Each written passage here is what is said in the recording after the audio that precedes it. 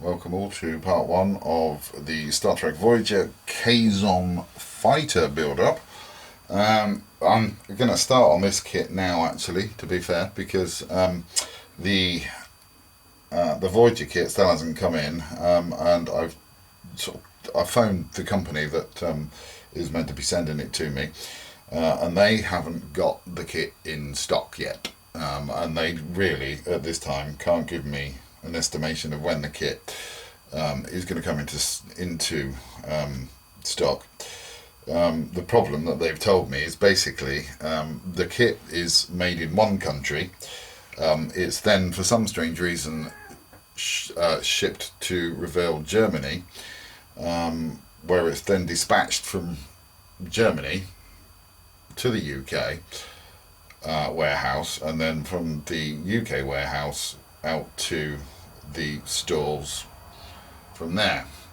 So there's a lot of shipping involved in that, and at the moment, as we all know, there's a huge problem with shipping, and a shortage of drivers, etc., around, well, just around the globe, really. It's not just restricted to this country. So they can't guarantee, they don't even know when it's going to come in. So what I'm going to do is I'm going to put that kit on the back burner and start that whenever the hell that comes in. In the meantime, I'm going to do this kit, and it shouldn't hopefully take that long, actually, because there's not really that much to this kit. This is a fairly old one as well, to be fair. Doesn't actually tell you what scale that this kit is on the box anywhere at all either. But you can see that this kit, or this box, is battered. Everything on the inside is okay. It does give you a little picture of the Voyager and also the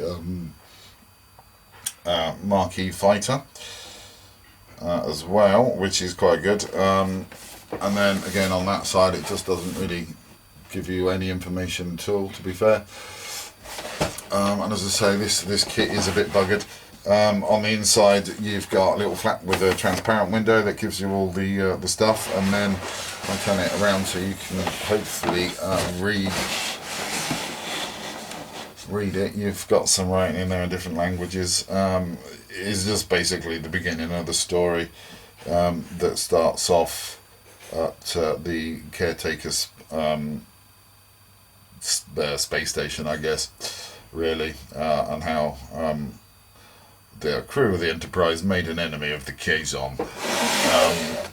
So that's the box. Not in very good condition, to be fair, and all the pieces in the box are actually all over the place as well, if I'm to be honest. But if we just take them all out, hopefully, yep, we've got all of the bits out there now, so we can put the box to one side. So we've got a few decals, nothing really interesting, to be fair. Very limited on the decals. They look okay. I can't see anything wrong with them when I'm looking at them. These bits here are the windows, I do believe. I'll just have a look through the instruction to see if that is correct. And if they are the windows, then I can actually decal those directly onto the kit to do the window opening, so I can actually light them up.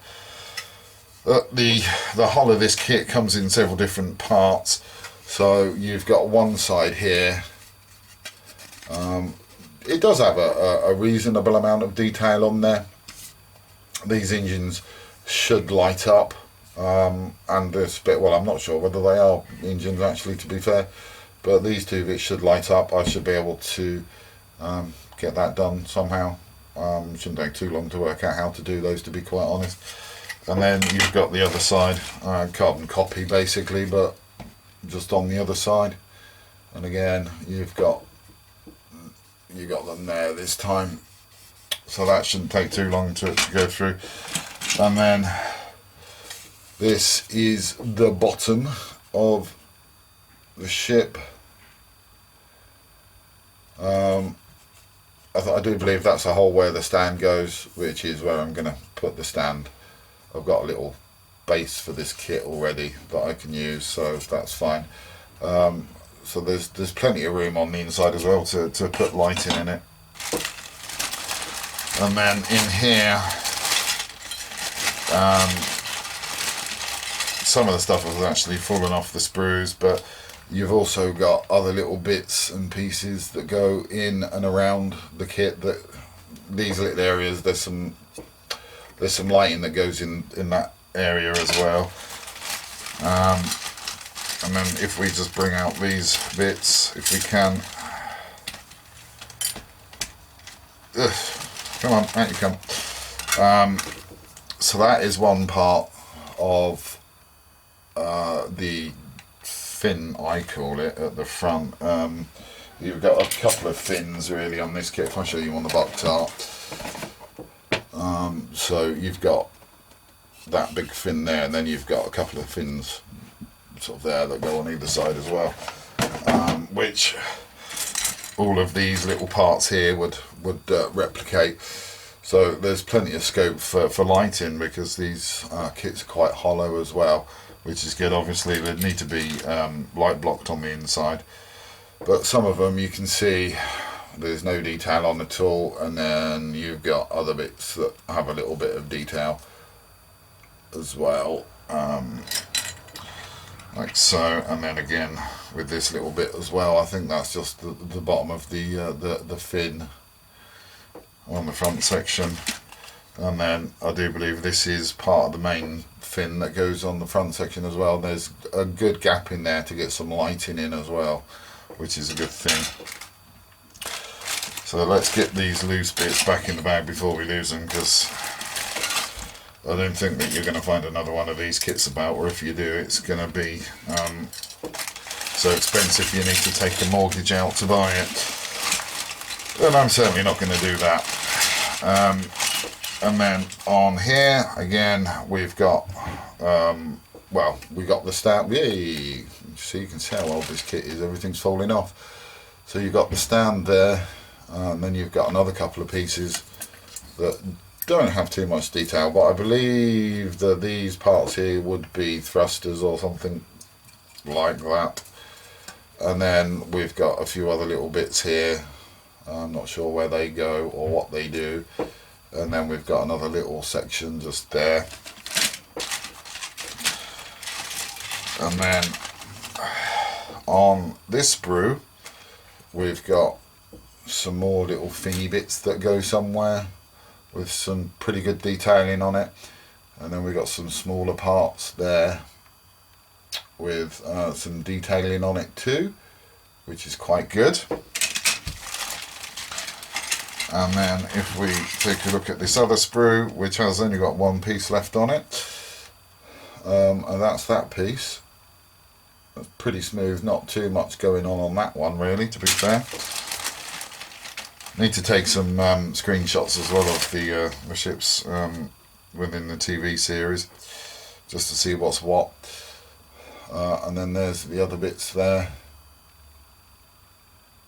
Yeah, so I'm going to have to do the torturous labour of watching episodes of not Deep Space Nine, blimey, of Voyager to look at the Kazon fighters. And there's another one. Now I know that the inner parts of these are meant to light up, and I think they're either orange or they are yellow. I'm not sure. Again, need to do some fact checking on that one. And then we've got another part here that goes somewhere on the side where you do get some lighting going in as well. And then I think I've shown you this part already, or maybe not actually.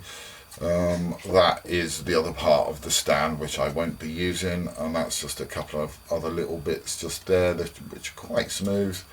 And then you've got this part here, which I do believe is one of the fins that go down the side, but there is room on the inside if I need to run lighting on it, which is kind of cool. This is basically, let me move these parts out of the way. This is basically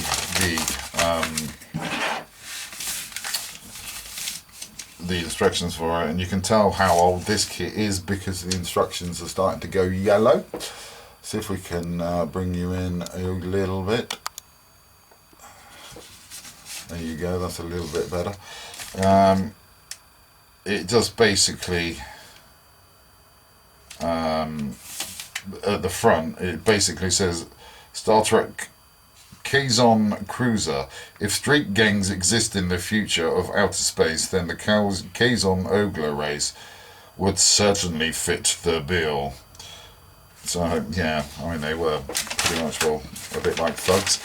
I mean, these are so out of date, these instructions. They don't even really cover the same sort of things that modern ones do. They don't give you sprue references in this one or anything. All they do is to sort of get straight into the build of how to build the hull of the ship, really. And that's how simple it is, to be fair. I mean, there's, what, 1, 2, 3, 4, 5 main parts to actually build this, the hull of the kit, and then the rest of it is just basically greeblies that go on it. And then you've got page 3, which then basically goes through the steps of adding greeblies, etc. And then on this page, it basically takes you through the steps of actually building the fins up and putting them onto the side of the ship. And then if we turn the page over, as you can see, I mean, these pages are, they're spotting with yellow in different places. And if we look there, you can actually see again where you've got the front fin that actually goes on, that's quite thick, really. You've got 2 pieces that make up the sides and the front, and then you've also got the bit at the back for it as well. And then down here, you've got a couple of more fins with greebly bits that you can fit on the top, which is quite cool. And then on the second page, you're basically fitting even more fins on it. And then again, you've got some more fins and greebly bits that go on that side there. And then on here, it just does give you the decal arrangement for this, tells you where to put the decals, etc. So looking at this up here, this is the decal sheet, and I think on there somewhere, even though I can't actually see it, to be honest, I do believe that is going to tell you that those are the windows that need to be put on there. Although it's not blatantly obvious that they are windows that need to be put on there, but we shall have a see. What we can do as well is look at the actual studio model kit, the studio model, if there is any pictures out there of the studio model. We can have a look at those, and then we can also reference what's going on the TV to see where we need to actually put everything. With these bits where it needs to be lit up, I think what I might do is just literally take a mould of those, like I did before with on the Ford Mustang GT build that I did when I made the stereo system for it. I think I might just use the HT silicone to make the mould for those parts, and then just fill it with the now acrylic, and then just fill it basically with a liquid monomer, and make them that way. I think that might be the easiest way to do it for those, because then they'll already be diffused and I won't need to really worry about the lighting. I can actually then paint them the clear orange or clear yellow that they need to be from the inside, and that'll be fine. With the windows that need to go in around there, which actually aren't on the kit itself, I can just cut those out, and I can use the PG, I think it's PTGF or something like that, acrylic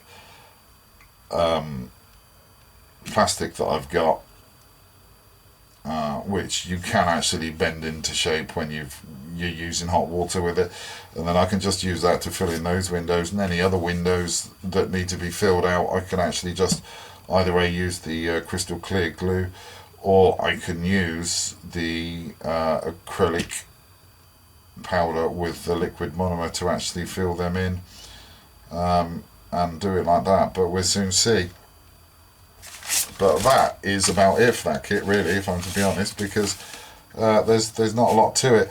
One of the things I think that we can do with this kit, though, really, is because this, I do believe, is also meant to be capable of atmospheric flight, so we can do some quite good weathering on this if that is the case, because if it's constantly flying in and out of a planetary atmosphere, this should then have quite a lot of weathering on it, so we can do the same.